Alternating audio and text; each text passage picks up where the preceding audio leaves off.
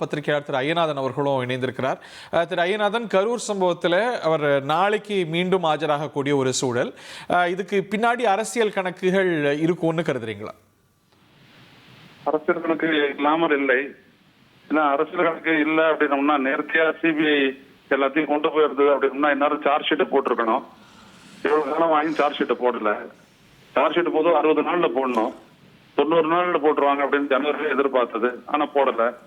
அதனால இப்ப வந்து சார்ஜ் ஷீட் போடுறாங்கன்னா இவ்வளவு நாள் தள்ளி போனது காரணம் அரசியல் தான், இப்ப அடிச்சதுக்கு காரணமும் அரசியல் தான் அப்படின்றது புரிந்து கொள்ள முடிகிறது. ஆனா இதுல விஜய் எப்படி ரியாக்ட் பண்ண போறாரு அப்படின்றத பொறுத்து தான் இருக்குது. சார், கடந்த சில நாட்களா வந்து மீண்டும் அவங்களை என்டிஏக்கு கொண்டு வரதுக்கான முயற்சி நடக்குது அப்படின்லாம் பேசப்படுது. எந்த அளவுக்கு உண்மைன்னு தெரியல. அதையும் இதையும் சேர்த்து பார்த்துட முடியுமா? ஆமா, சேர்த்துதான் பார்க்கணும். ஏன்னு கேட்டீங்க அப்படின்னோம்னா அமித்ஷாவுக்கும் சரி எடப்பாடி பழனிசாமிக்கும் சரி அவங்களுடைய கூட்டணி வலுவாக்கணும் அப்படின்ற ஒரு நோக்கம் இன்னமும் இருக்குது. அதுக்கு விஜய் இழுத்துக்கிட்டோம் அப்படின்னோம்னா நல்லது. ஏன்னா அந்த ரசிகர் மன்ற ஓட்டுகள் அப்படின்றது வந்துட்டு பெரிய அளவுக்கு துணை புரியும் அவங்க எதிர்பார்க்கிறாங்க.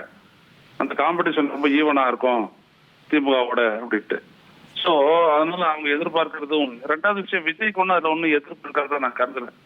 ஏன்னா விஜய் வந்துட்டு சும்மா தான் சொல்லிட்டு இருக்காரு உடைய பாஜக வந்துட்டு என்னோட கொள்கை எதிரின்ட்டு. அவர் ஒன்னும் அது வெளிப்படையெல்லாம் பேசல, அவங்க களத்திலே இல்ல அப்படிலாம் சொல்லிட்டு எஸ்கேப் ஆகுறாரு ஒழிய அவங்கள ஒண்ணு அவர் எதிர்க்கல. எனவே இதுல விஜய்க்கு ஒரு சம்மதம் இருக்கும்னு தான் நான் நினைக்கிறேன்.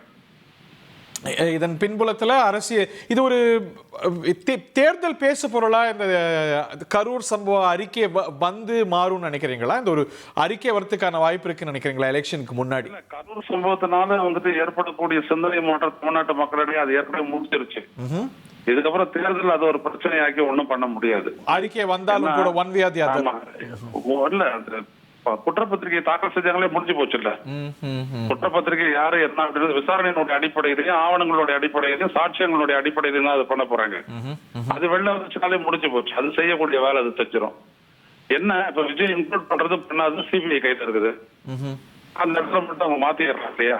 கூட்டணிக்கு வந்துட்டாரு அப்படின்னோம்னா சிபிஐ சார்ஜ் ஷீட் பண்ணுவாங்க, விஜய் அதுல இருக்க மாட்டாரு. கூட்டணிக்கு வரல அப்படின்னோம்னா பொலிட்டிக்கல் கால்குலேஷன்ஸ் இருக்குன்னு நீங்க கருதுறீங்க. Thank you very much. Thank you very much sir. Thank you very much. 1,27,00,000 மனங்களை வென்ற தந்தி டிவி யூடியூப் சேனல். தவிர்க்க முடியாத தம்ப்நெயில்ஸ், கலக்கலான கான்டென்ட்ஸ். நீங்களும் இந்த குடும்பத்தில் இணைய இப்பவே சப்ஸ்கிரைப் பண்ணுங்க. அசுரபலம் கொண்ட எங்கள் டிஜிட்டல் கரங்களில் உங்கள் விளம்பரங்களை சேர்க்க வாட்ஸ்அப் பண்ணுங்க. 8939888838. Email advtthanditv@dttv.in.